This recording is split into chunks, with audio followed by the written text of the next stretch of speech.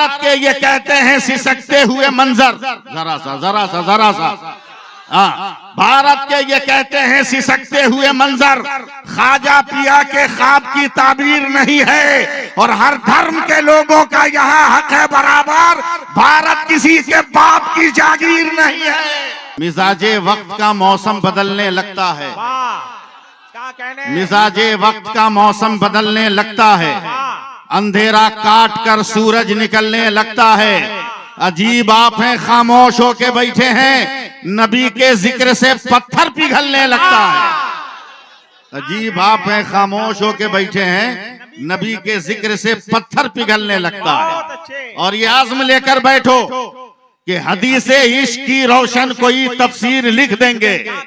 बोलिएगा, माइक लेके नीचे भी आ सकते हैं। हदीसे इश्क की रोशन कोई तफसीर लिख देंगे। नहीं बोलिएगा, दूसरा मिसरा नहीं पढ़ूंगा।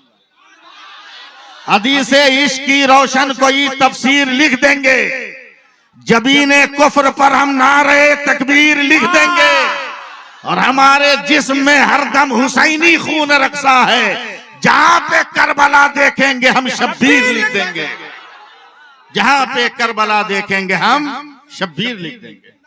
बोलिए ना,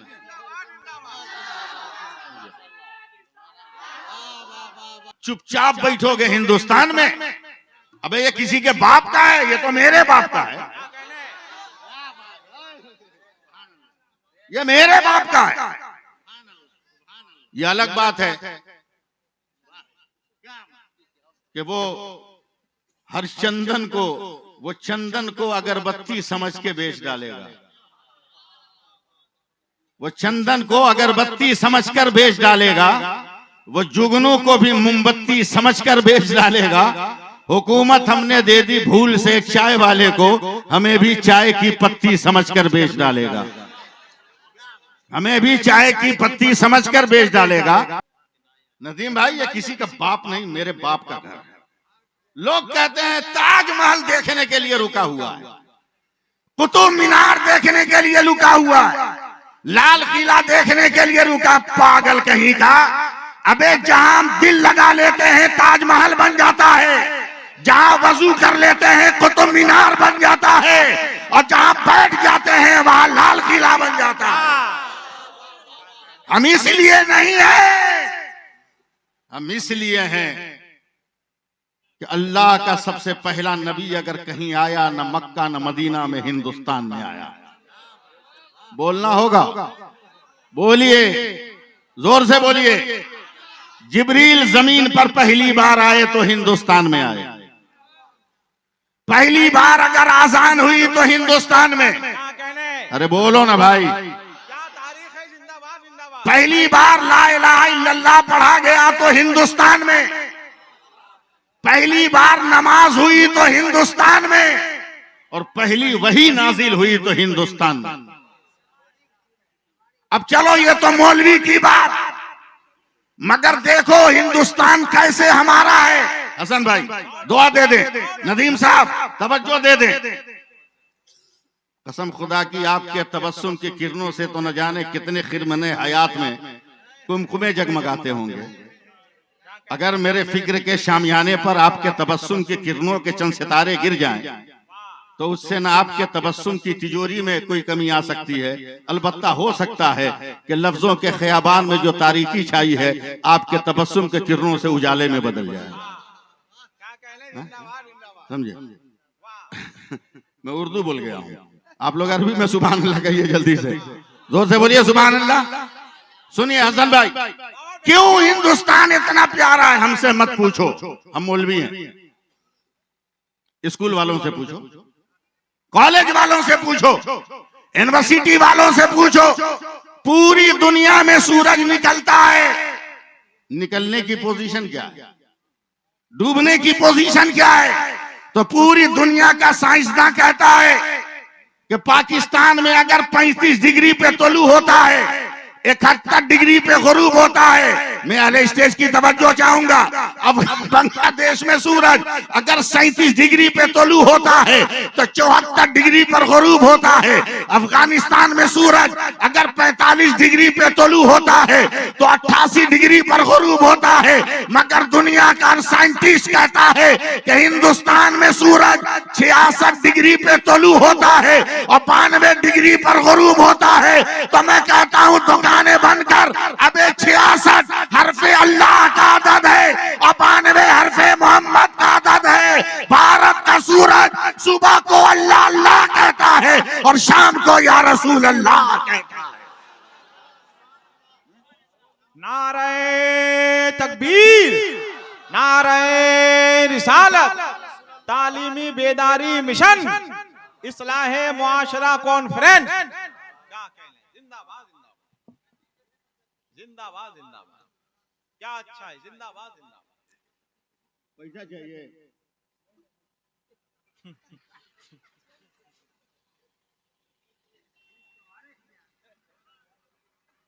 बोलिए सुभान अल्लाह बोलिए। हाँ बोलिए। मैं जानता हूं कि आप लोग मांगने वाले ज्यादा हैं, देने वाले कम। आप जैसा भिखमंगा तो खोजने से नहीं मिलेगा। फूल पहन के गले में, हाथ पैर में मेहंदी लगा के खैरात मांगता है। यह अलग बात है कि मुंह छुपा के मांगता है। मुंह छुपा के, सेहरे में मुंह छुपा के मांगता है, मगर मांगता है। मांगो जितना मांगना है मांग, फूटी कौड़ी के नहीं रहोगे। एक औरत ने शौहर को कहा चाय बनाओ। शौहर ने कहा मैं तुमको तलाक दूंगा, वकील के पास जा रहा हूं। कहा जाओ। 1 घंटे के बाद आकर शौहर उसका बर्तन धोने लगा। बोला क्या हुआ, तलाक नहीं दिएगा? बोला वकील साहब पूरा हड़िया साफ कर रहे थे। मांगो और खैरात। इस्लाह मुआशरा कॉन्फ्रेंस है, जहर में डूबे हुए जुमले सुनो। शायद ये जहर में डूबे हुए हो, मगर हो सकता है कि राहे जिंदगी में बहुत बड़ा दस्तावेज बन जाए मेरा जुमला। क्या समझे हो इन बेटियों को? एक लफ्ज में बेटा पैदा होता है तो अल्लाह फरमाता है चल जा अपने माँ बाप का सहारा बन जा। क्या कहने, सुनिए हजरात, सुन रहे हैं ना? क्या कहने, बेटा पैदा होता है तो अल्लाह फरमाता है जा अपने माँ बाप का सहारा बन जा। और जब बेटी पैदा होती है तो खुदा फरमाता चल तेरी वजह से तेरे माँ बाप का मैं सहारा बन गया, मैं सहारा बन गया। क्या कहने, जिंदाबाद जिंदाबाद। क्या कहने, ये सब तकरीर नहीं सुनिएगा। बहुत कैसी तकरीर सुनिएगा? उर्दू में तकरीर सुनिएगा तो पहले 4 मिसरा सुनिए, फिर उर्दू में तकरीर सुनाते हैं। 4 मिसरा सुनिए। बहुत अच्छे हजरत पढ़ता हूँ 4 मिसरा, अजमत भाई। बहुत अच्छे, याद आए तब न पढ़े। मंसूब उनके नाम से मिल जाए अगर कहीं, क्या कहने, मंसूब उनके नाम से मिल जाए अगर कहीं, भारत में एक बाल का शैम्पू ही दिखा दो। मंसूब उनके नाम से मिल जाए अगर कहीं, भारत में एक बाल का शैम्पू ही दिखा दो। अहमद रजा के नाम से चलती हैं ट्रेनें, अशरफ अली के नाम का टेम्पू ही दिखा दो।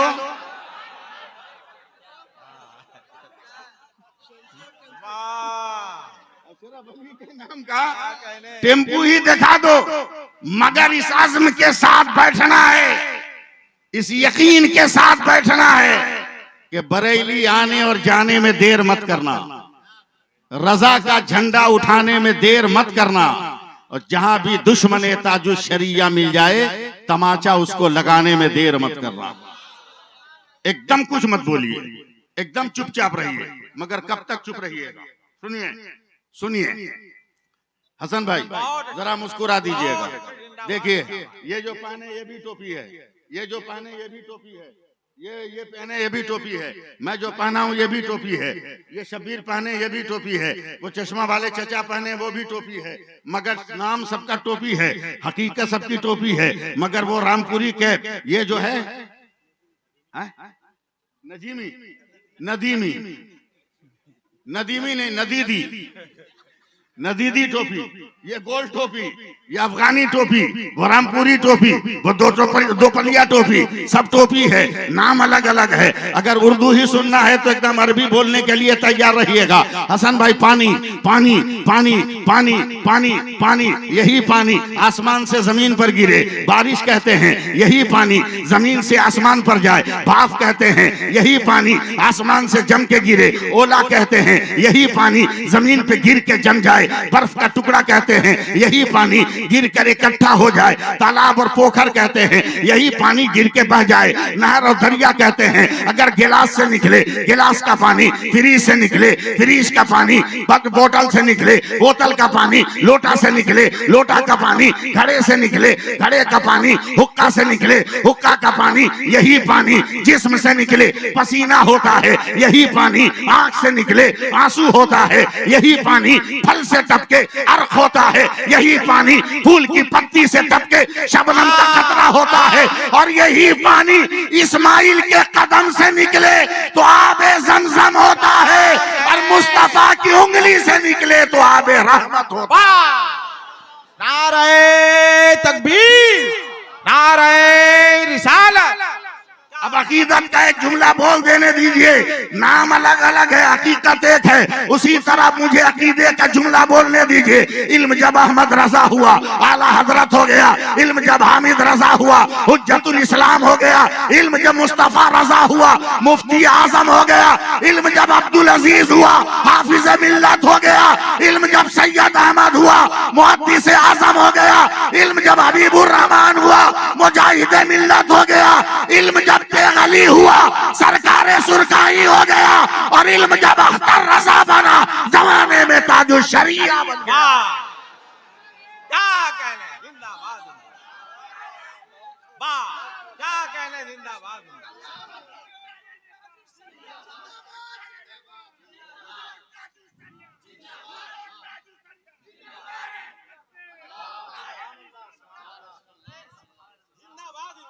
क्या कहने, जिंदाबाद जिंदाबाद। बोल दीजिए सुभान अल्लाह बोल दीजिए, और प्यार से बोलिए ना। हाँ, अभी एक तस्वीर सोशल मीडिया पे चल रही है, देखा है आप लोग? नौशा के भाई का फोटो देखा? बुलेट मांग रहा था, बुलेट, समझे? गांव के लोगों ने पूरा बुलेट चला दिया, आधा बाल छील के जूता पहना के भेज दिया। इतना बड़ा काम है ये ना, कुछ कहने के लायक नहीं। हर आदमी को चाहिए कि अगर आपके पास वो फोटो आया है तो 1000 आदमी के पास भेजिए। तो तुम्हारी हैसियत क्या है? बहुत अच्छे। क्या हो तुम? क्या लम्हे फिक्रिया है? क्या है? जिंदाबाद जिंदाबाद जिंदाबाद। हिंदुस्तान की ट्रेनों में हुक्मरानी करने वाली दुनिया की तीसरी कौम ने तो तुम्हारी पोल खोल दी। तीसरी कौम तो समझोगे नहीं? दादागिरी करके पैसा मांगने वाले लोग, अब समझे? समझे कि नहीं? अरे छक्का लोग समझे। 40 बरस से सफर कर रहा हूं, बहुत अच्छे। आज तक किसी दाढ़ी टोपी वाले को टच करते नहीं देखा। बहुत अच्छे, नहीं देखा।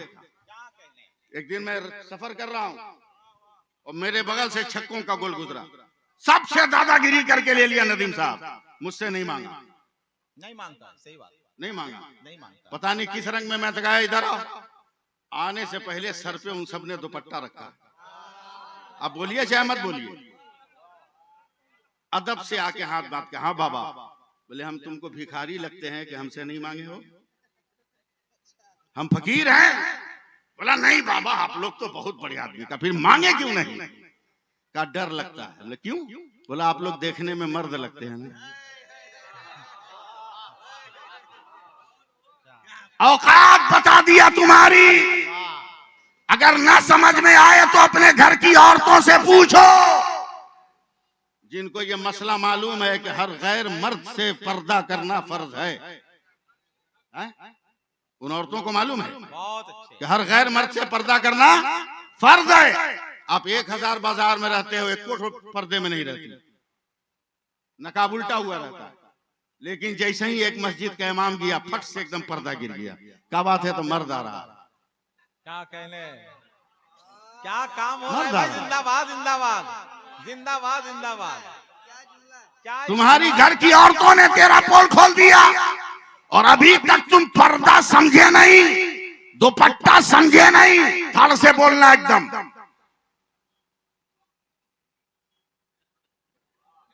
क्या है?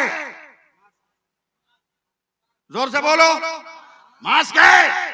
कसम खुदा की, जिस दिन इसको समझ जाओगे ना, उस दिन तेरे घर में इनकलाब आ जाएगा। इनकलाब आ जाएगा। उलमा जरा दुआ दे दे। काम हो रहा है भाई। पूरी मेडिकल साइंस का इत्तेफाक है हसन भाई कि 4 इंच का कपड़ा अगर अपने नाक मुंह पे बांध लो तो दुनिया की कोई बीमारी नहीं लग सकती। अब जरा फैसला कर कि 4 इंच का कपड़ा जब इतना पावर रख रहा है तो हमारी बेटियों का निकाब कितना पावर रख रहा होगा और कितनी बुराइयों से बचाने के लिए क्या काफी है। कहने। जिंदाबाद जिंदाबाद जिंदाबाद जिंदाबाद जिंदाबाद जिंदाबाद। बहुत अच्छे।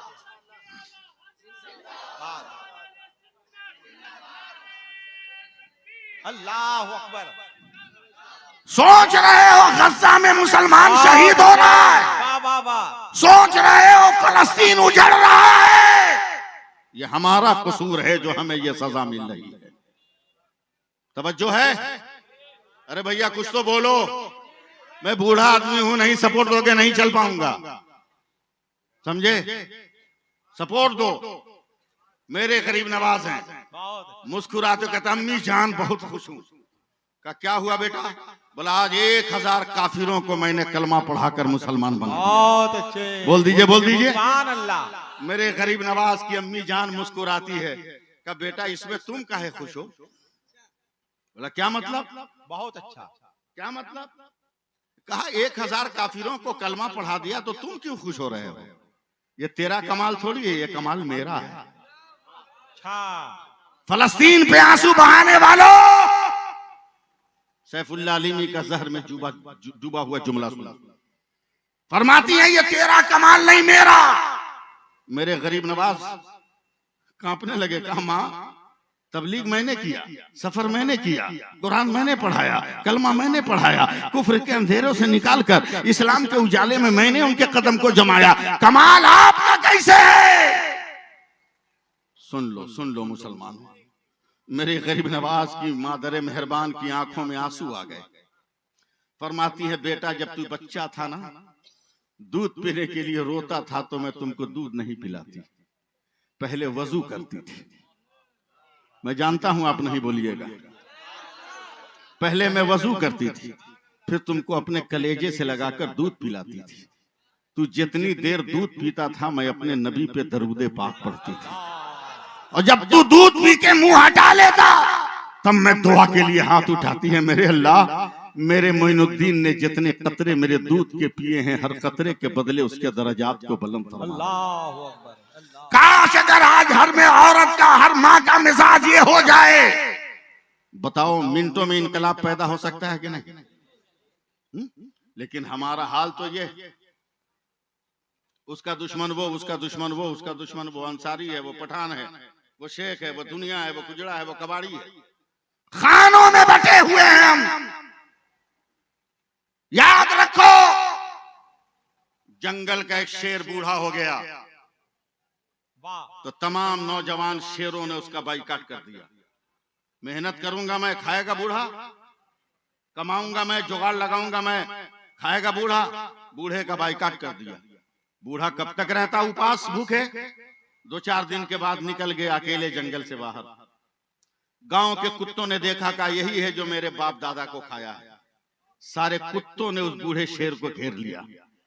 अब डर है कि कहीं ये कुत्ते मिलकर उस बूढ़े को मार न दे। अचानक जंगल से जवान शेरों का झुंड बाहर निकला। देखा मेरे बूढ़े को कुत्ते घेरे हैं। जवान शेरों ने हमला किया, कुत्तों को मार काट के भगा दिया। तो बूढ़े शेर ने रोते हुए कहा बेटो तुमने तो मेरा बाइकाट कर रखा था, फिर मेरी जान क्यों बचाई? तो नौजवान शेरों ने कहा चचा आपस में जितना झगड़ा होगा लड़ लेंगे, मगर जब कौम के वकार का मसला हो जाए तो झगड़ा नहीं देखा जाएगा, कौम का वकार। किस दिन हमें होश आएगा? अल्लाह फरमाता है मेरे रसूल जो दे उसे ले लो, मेरे रसूल जिसे मना करे उसे छोड़ दो। किस दुनिया में हम हैं? क्या हम तकरीर नहीं कर सकते हैं लहरदार?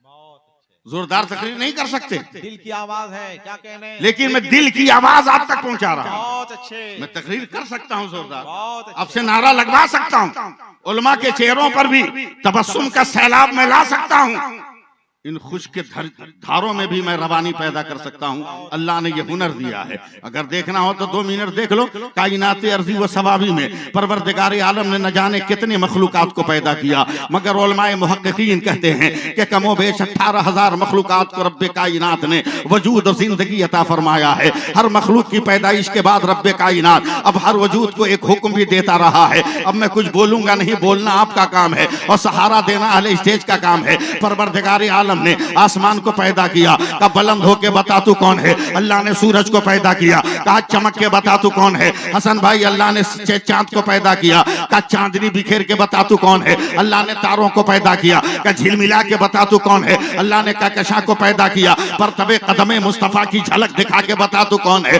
अल्लाह ने हवा को पैदा किया, कहा लोगों को नरमी दे के बता तू कौन है। अल्लाह ने पानी को पैदा किया, कहा प्यासों की प्यास बुझा के बता तू कौन है। अल्लाह ने दरख्तों को पैदा किया, फल दे के बता तू कौन है। अल्लाह ने फूलों को पैदा किया, का खुशबू दे के बता तू कौन है। मैंने कहा ना कि बीच में टोकूंगा नहीं, आप सहारा दो या ना दो। अल्लाह तबारक व तआला ने पत्थरों को पैदा किया, का मेरे नबी का कलमा पढ़ के बता तू कौन है। अल्लाह ने जमीन को पैदा किया, अपने कोख से मखमली घास निकाल के बता तू कौन है। अब परवरदिगार आलम ने खला को पैदा किया, का अपना हजम दिखा के बता तू कौन है। फजा को पैदा किया, का अपनी झलक दिखे बता कौन है। अब और आगे बढ़ो। अल्लाह ने हजरत आदम को नबूवत दिया, का तू बता तू कौन है। ए नूह मैंने नबी बना दिया, तू बता तू कौन है। ए शीश मैंने पैगंबर बना दिया, तू बता तू कौन है। ए नूह मैंने तुम्हें नबूवत दे दी, तू बता तू कौन है। ए दानियाल तू मैंने पैगंबरी दे दी, तू बता तू कौन है। ए यूशा मैंने नबूवत दिया, तू बता तू कौन है। ए सुलेमान तख्त दे दिया,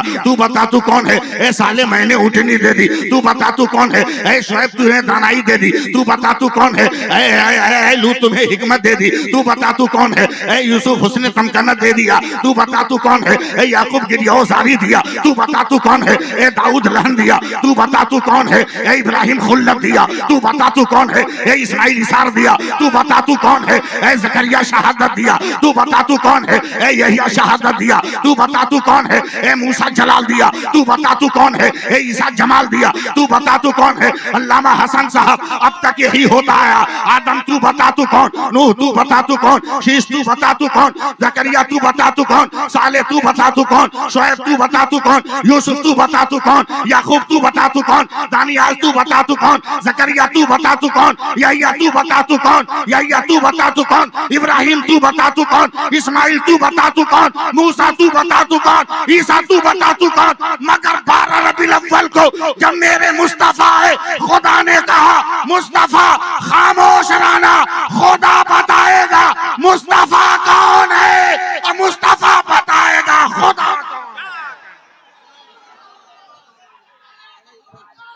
वाह वाह वाह वाह, जिंदाबाद।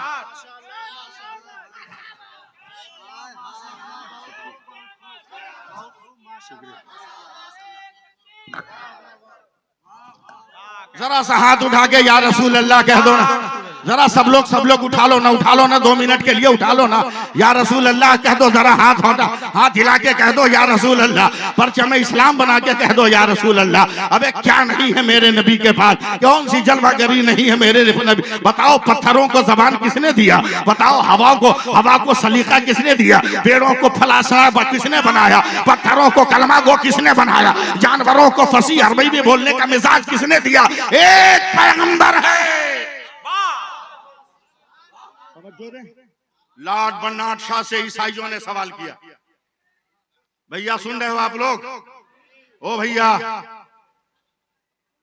सुनो, लॉर्ड बर्नार्ड शॉ से ईसाइयों ने सवाल किया, सर मुसलमानों से भी बेवकूफ दुनिया में कोई है? का क्या मतलब? बोला अक्ल का तकाजा है कि उजाले में जीने वाला उजाले में रहे। बोला एकदम सच। बोला मुसलमान कितना बेवकूफ है, ये जिंदा रहता है तो उजालों में, मरता है तो अंधेरे में चला जाता है। इससे भी घटिया कोई है? मुसलमान नहीं, एक ईसाई जवाब दे रहा है। सुनिए, लॉर्ड बर्नार्ड शॉ ने कहा बेटो ये बताओ कि जब तक मुसलमानों का पैगंबर नहीं आया था दुनिया का क्या हाल था? बोला तारीकी ही तारीकी, अंधेरा ही अंधेरा। सुनो समझो मेरी बात को, का कितना अंधेरा। बोला बाप बेटी को नहीं पहचानता था, ज़बह कर देता था। बेटा मां को नहीं पहचानता था, बेवा होने के बाद उसी से बियाह रचा लेता था। रिश्ते तारीकी में गुम हो गए थे। का फिर क्या हुआ? का मुसलमानों का पैगंबर जब आया तो उसने इतना उजाला फैलाया कि बेटी को बाप ने पहचान लिया, माँ को बेटे ने पहचान लिया, शौहर को बीवी ने पहचान लिया, बीवी को शौहर ने पहचान लिया। कुछ बोलिएगा?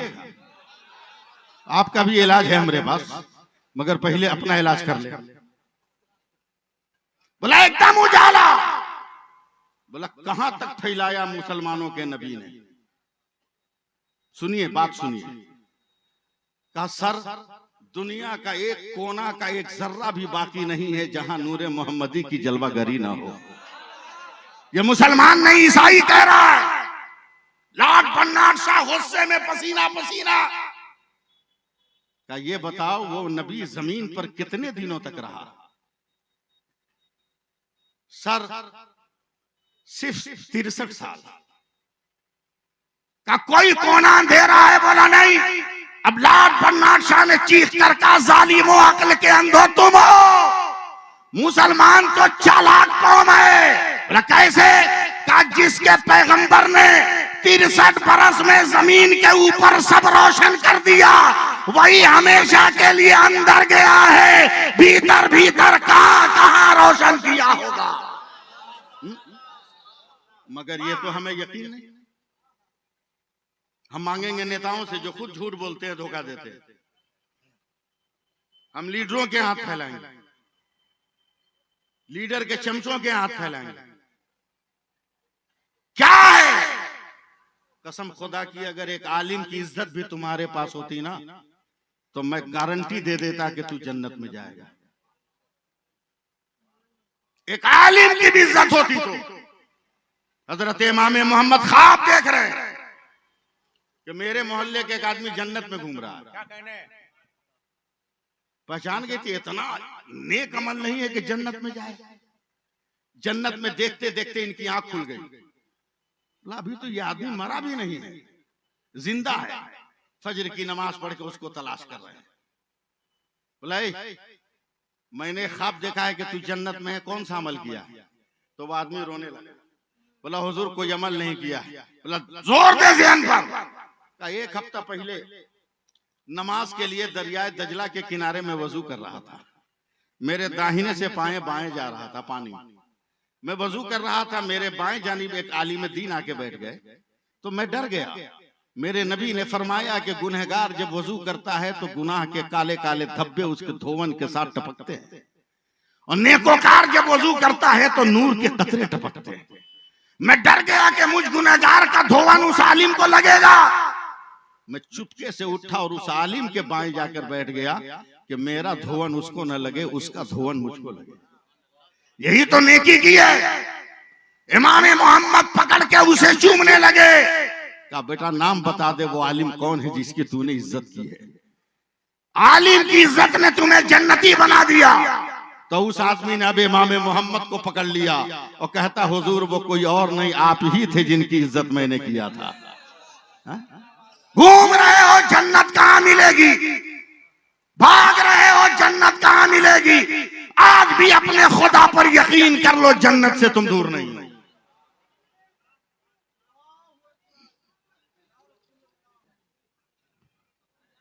बैठ जाओ।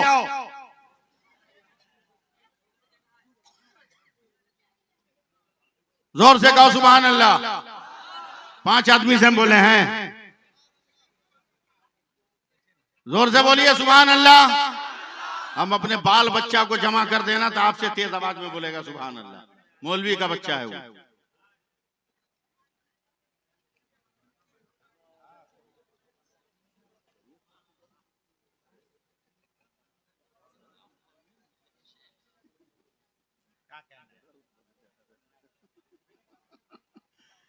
देखिए मेरा दाएं बाएं दोनों भर गया।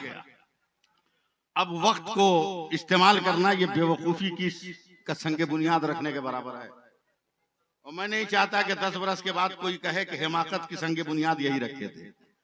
मैं नहीं चाहता, बस आखिरी पैगाम पहुंचा रहा हूं, आखिरी पैगाम।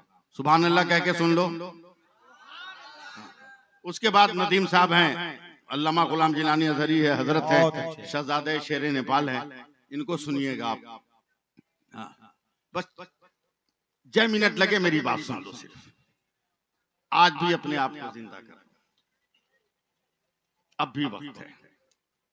बिरयानी खाओ, बिरयानी खाओ, कभी गौर किए हो? बिरयानी में बहुत सारा मटेरियल डालते हैं लोग, मगर उन मटेरियल में सबसे इंपॉर्टेंट मटेरियल का नाम है तेजपत्ता। सबसे बैठना सबसे अहम मसाले का नाम है तेजपत्ता। हालांकि तेजपत्ता किसी किताब में नहीं मिलेगा, तेजपात मिलेगा। हम पत्ता आपको समझाने के लिए, तेजपत्ता सबसे अहम मसाला। बावर्ची न देखे नहीं बनेगी बिरयानी।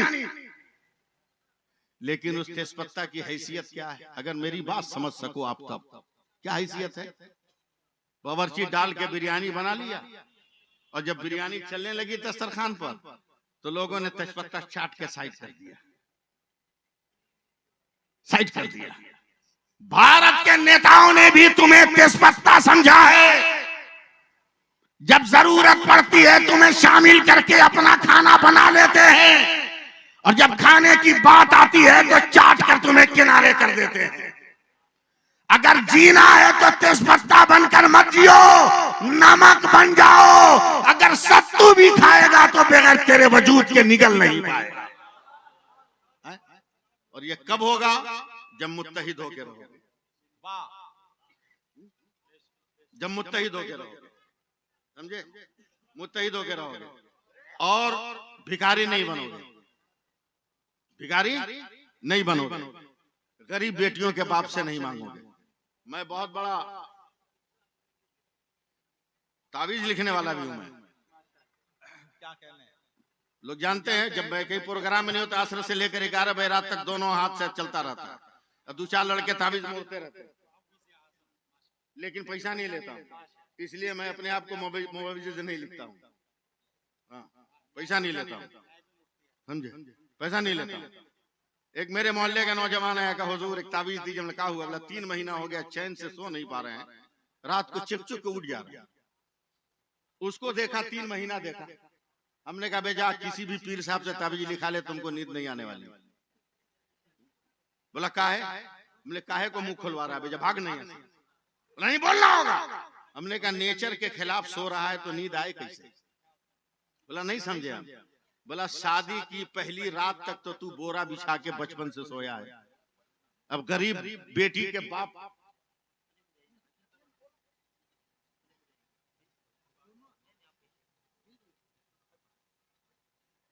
हाँ डबल बेड है, और आगे अरे नहीं आगे बढ़ाइए हाजी साहब।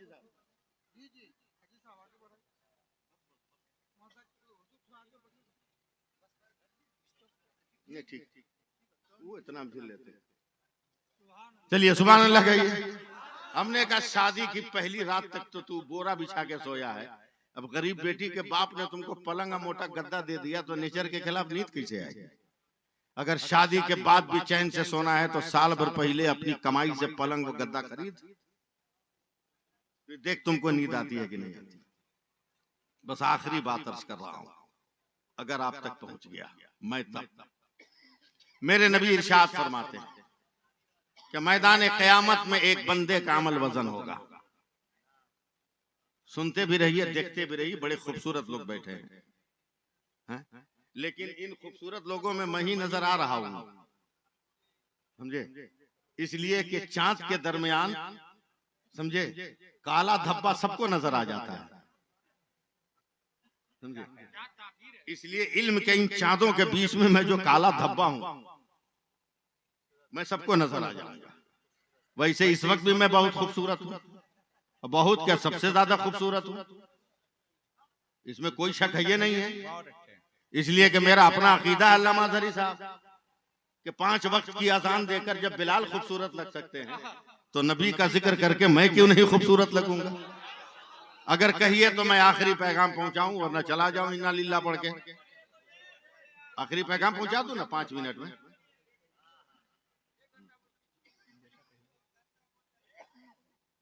एक आदमी का अमल वजन होगा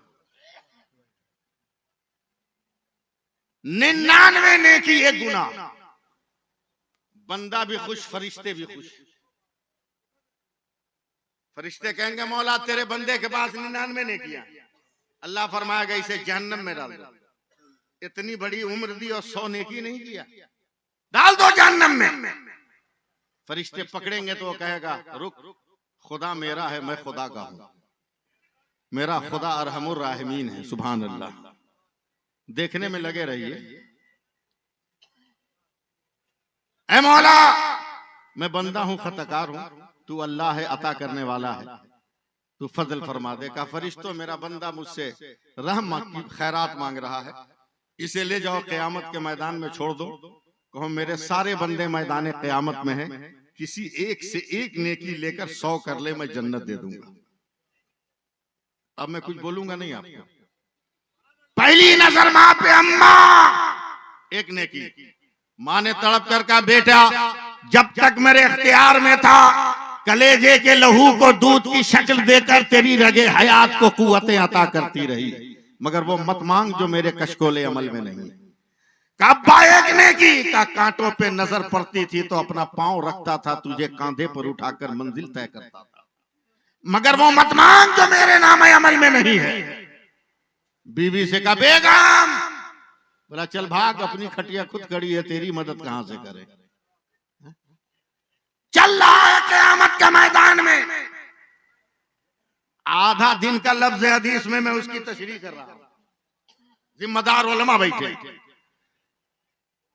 25,000 बरस तक वो पैदल चलेगा, एक नेकी एक नेकी एक नेकी एक नेकी, लेकिन नेकी नहीं मिलेगी, गिर जाएगा।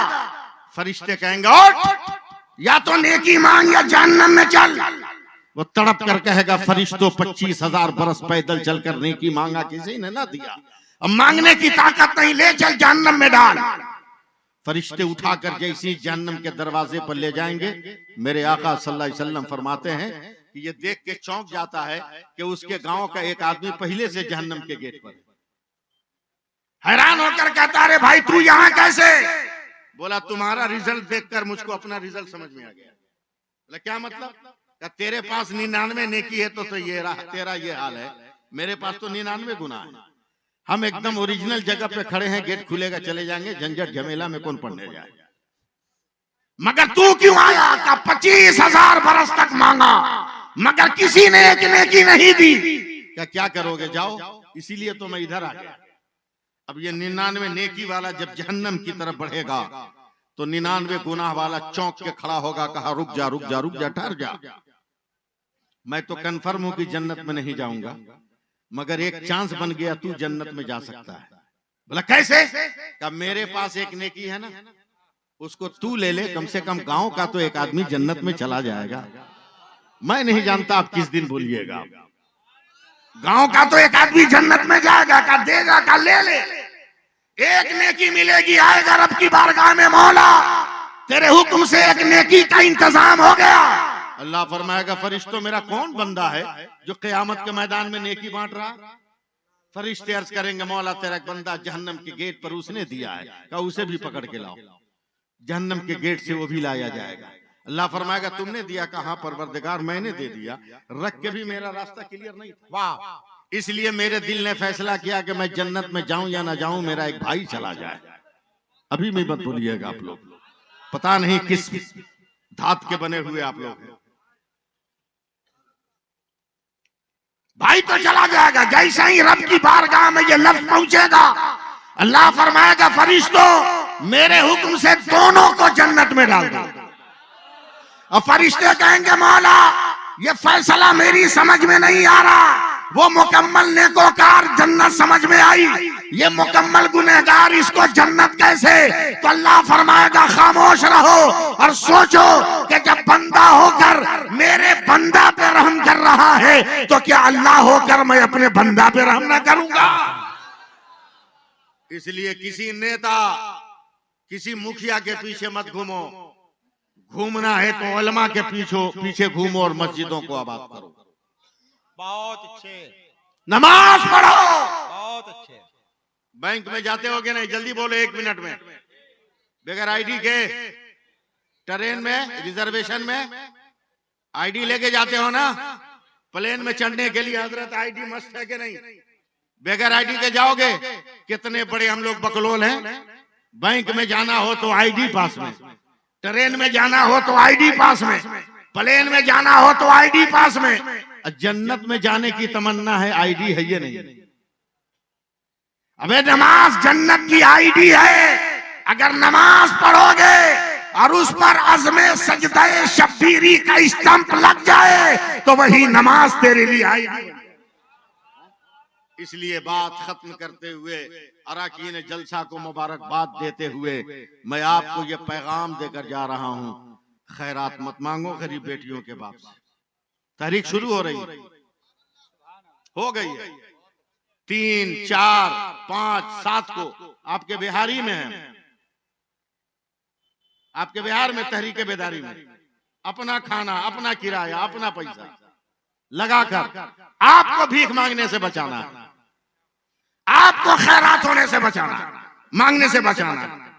कब अकल आएगी? सालियों ने जूता चुरा चुरा कर इतना तुमको चूना लगाया और अभी भी होश नहीं आ रहा है। मांगते हो बुलेट चाहिए, मांगते हो ये चाहिए।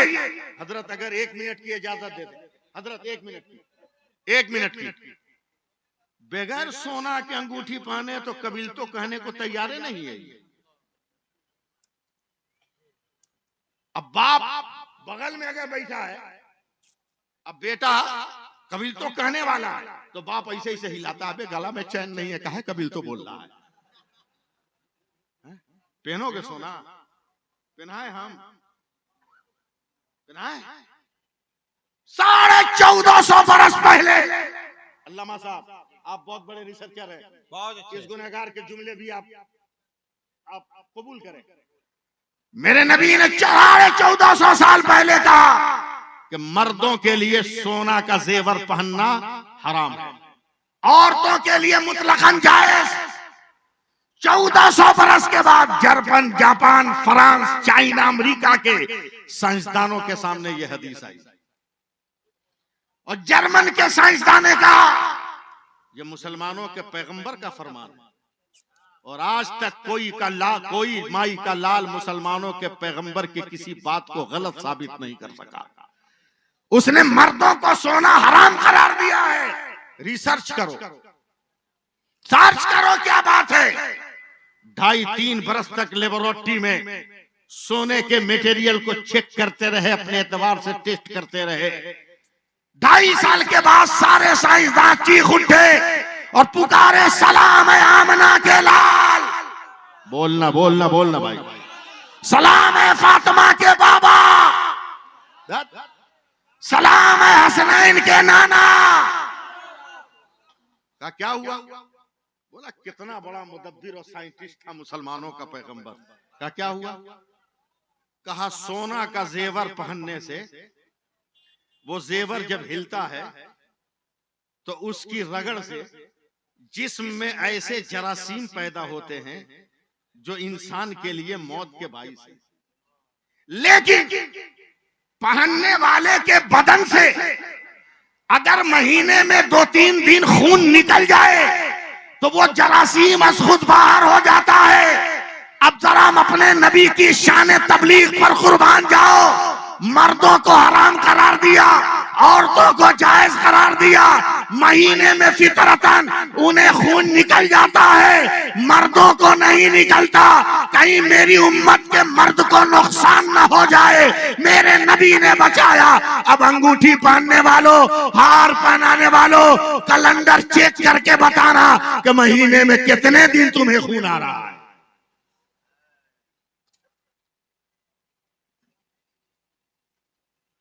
छोड़ो दुनियादारी, बहुत आओ इस्लाम की राह में, आओ मजहब की राह में, आओ दीन की राह में। याद रख, अगर दीन के रास्ते पर चलोगे तो फिर मस्जिद अक्सा के तहफ्फुज के लिए तुम्हें रोना नहीं पड़ेगा, बहुत अच्छे। सिसकना नहीं पड़ेगा। इसलिए बात खत्म करते हुए मैं गुजारिश भी कर रहा हूँ, दुआ भी कर रहा हूँ कि अल्लाह ताला हम गुनहगारों को नमाज पढ़ने की तौफीक दे। आमीन जोर से बोलो आमीन, जोर से बोलो। आमीन। और बगैर मांगे शादी करने का कि तौफीक अता फरमाए। बल्कि मैं ये अपील करूंगा नौजवानों से कि अगर अल्लाह ने तुम्हें दौलत दिया है तो बेटी के बाप को कहो कि बाराती के खाने का इंतजाम भी नहीं करना है, पैसा मैं देता हूं, मेरे पैसे से इंतजाम करो। और फिर पुरानी रविश पर आओ, बारात पिंडालों में मत ले जाओ। अब बारात के लिए शर्त लगा दो कि जो भी बाराती रहेंगे लड़की के गांव की मस्जिद में जोहर की नमाज जमात से पढ़नी है, समझे? शर्त लगा दो, ऑटोमेटिक बाराती कम हो जाएंगे, खुद ब खुद बाराती कम हो जाएंगे, समझे? और मस्जिद में जोहर की नमाज के बाद इमाम साहब से निकाह पढ़वाओ, एक गिलास शरबत, जो भी तबर्रुक तोहफे में मौजूद हो वो दे दो, बांट दो, कहा तुम घरे जाओ। लड़का रुक जाए, बाप भाई भी नहीं, लड़का रुक जाए, शाम को दुल्हन को विदाई करा के ले जाए अपने घर। अगर हम पहले के माहौल में आ गए तो फिर हमारी गोद किसी खालिद के लिए तड़पती नजर नहीं आएगी, हमारी गोद तरसती नजर नहीं आएगी। अल्लाह ताला हम सबको अमल की तौफीक अता फरमाए। इंसान हूं, बहुत देर तक आपका टाइम ले लिया, आपने जो माहौल बनाया था वो तकरीर करने का माहौल नहीं था, समझे? लेकिन फिर भी मैंने कैसे कैसे आपको जमा किया है, इसलिए कि मेरे बाद एक बहुत बड़ा लेक्चरर आने वाला है, बहुत अच्छे। बहुत बड़ा वक्ता आने वाला है, बहुत बड़ा खतीब आने वाला है, बहुत बड़ा प्रोफेसर आने वाला है, माहिर लिसानियात आने वाला है, समझे? समझे? और ऐसे ऐसे जुमले, ऐसे ऐसे नादिर ख्यालात देंगे कि आप अशश करके रह जाओगे। ये मजलिस सजाना जरूरी था, मैं मुकर्रिर की हैसियत से नहीं, इस गांव के कमेटी के फर्द की हैसियत से बिखरे हुए लोगों को मैंने सजा दिया ताकि नदीम साहब का भी भला रहे, अल्लामा गुलाम जिलानी अजहरी साहब का भी भला रहे। मुसलमानों, चलते चलते फिर मैं दुआ कर रहा हूँ, दुआ कर रहा हूँ कि नमाज पढ़ो, नमाज पढ़ो, नमाज पढ़ो, नमाज पढ़ो। हजरत महमूद गजनवी ने अपने दरबार में कहा कि कोई है जो मुझे हजरत खिज़िर अलैहिस्सलाम की जियारत करा दे। तो एक आदमी खड़ा हुआ, कहा हुजूर 6 महीना अगर हम अमल करेंगे तो हजरत खिज़िर अलैहिस्सलाम से आपकी मुलाकात करा देंगे। कहा ठीक है, हम दे दिए 6 महीना की छुट्टी। का मेरे बाल बच्चों को कौन पालेगा? बोलेगा तेरे बाल बच्चों की परवरिश की जिम्मेदारी भी महमूद गजनवी लेता है। 6 महीने के बाद बुलाया गया, कहा कहाँ हजरत खिज़िर? बोला हुजूर कोशिश कर रहे हैं, अभी कामयाबी नहीं मिली, 6 महीना और लगेगा। फिर 6 महीने के बाद बच्चों की परवरिश हो रही है। 6 महीने के बाद जब साल भर हो गया है, बोला हुजूर माजरत चाहते हैं, हम कामयाब नहीं हुए। महमूद गजनवी ने गुस्से में कहा दरबारियों इसकी सजा मुतय्यन करो। एक ने कहा इसे कुत्ते के सामने फेंक दो। दरबार में गोरा चिट्टा आदमी खड़ा हुआ और उसने कहा एकदम सही फैसला। और कोई है फैसला सुनाने वाला? एक दरबारी उठा, कहा इसको बूटी बूटी काट दो। फिर वही गोरा आदमी खड़ा हुआ, कहा एकदम सच फैसला है। और कोई है फैसला सुनाने वाला? तो तीसरा आदमी खड़ा हुआ, कहा हुजूर माफ कर दिया जाए, साल भर इसके बच्चों को आपने खिलाया, आपकी दौलत कम हो गई, आपकी सल्तनत में एक ईंट भी कम हो गई। बोला नहीं। फिर वही आदमी गोरा चिट्टा उठा, कहा एकदम सच फैसला है। तो हजरत महमूद गजनवी ने कहा, उसने कहा कुत्ते के सामने डाल, तो तूने कहा फैसला सच। उसने कहा बूटियां बना दे, तूने कहा सच। उसने कहा माफ कर दे, तो तूने कहा सच। आखिर इसमें है क्या? कहा हुजूर माफ कीजिएगा, जिन लोगों ने जो भी फैसला सुनाया है उसमें उनका खून शामिल है। बोला क्या मतलब? बोला पहले जिसने कहा कि कुत्तों के सामने डाल दीजिए, उसका बाप एक राजा के कुत्तों को खाना खिलाता था। इसलिए फितरत में ये शामिल है कि जिसने कहा बूटियां बना दो, उसका बाप कसाई का काम करता है, गोश्त बनाता था। का तीसरे ने कहा माफ कर दो, या आपका गुलाम अयाज है जो इमाम हुसैन की औलाद है, और नबी की औलाद का काम है माफ कर देना। इसलिए निस्बत से शय पहचानी जाती है। तुम भी नमाज पढ़ो। 2019 में जब लॉकडाउन नया नया था, भाई पिकअप पर था, 4 आदमी मस्जिद में अलाउ था। गुलाम जलानी साहब, आप तो मेरे यहाँ गए हैं, सैकड़ों आदमी की लाइन लगी रहती है मगरिब बाद पानी फुकवाने को, दम करवाने को। एक मारवाड़ी औरत लॉकडाउन हाई पावर पिकअप में पानी की बोतल लेके खड़ी है, और मैं कायदे में तशव्वुद में बैठा हूँ। जैसे ही सलाम फेरा, देखा मेरी मस्जिद का एक नमाजी जा रहा है उसको पानी फूकने, मास्क नहीं लगाया है, एकदम पिकअप पे कोरोना है, समझे, मास्क नहीं लगाया। वो जैसे बोतल की तरफ मुंह बढ़ाया, मैंने पीछे से कॉलर पकड़ के खींच लिया, मत फूकेगा। मास्क नहीं पहना, अगर कुछ हो गया तो पूरी मस्जिद बदनाम होगी। मारवाड़ी औरत ने बोतल हटाकर कहा, बाबा खामोश रहिए, वो और किसी का घर है जिससे निकलने वाला बीमारी बांटता है, या अल्लाह का घर है इससे निकलने वाला शिफा बांटता है। भारत का गैर मुस्लिम तेरी मस्जिदों पर इतना भरोसा रखता है, अब मुसलमानों तुम्हें अपनी मस्जिदों पर यकीन नहीं है, तुम्हें अपने मस्जिद के इमामों पे भरोसा नहीं है। इसलिए बदल दो वक्त को परवानों अब खुदा के लिए, चिराग बन के जलो बज़्म मुस्तफा के लिए। अजब नहीं कि दरीचे करम के खुल जाएं, उठाओ हाथ अभी वक्त है दुआ के लिए। इंसानों हो सकता है दौराने गुफ्तगू कोई गलती हो गई हो, आप सबको गवाह बनाकर मैं सच्चे दिल से तौबा करता हूँ, पढ़ता हूँ अस्तगफिरुल्लाह रब्बी मिन कुल्लि ज़ंबि व अतूबु इलैह, अशहदु अन ला इलाहा इल्लल्लाह, अशहदु अन्ना मुहम्मदर रसूलुल्लाह। यार जिंदा सोहबत बाकी। अस्सलामु अलैकुम व रहमतुल्लाहि व बरकातहू।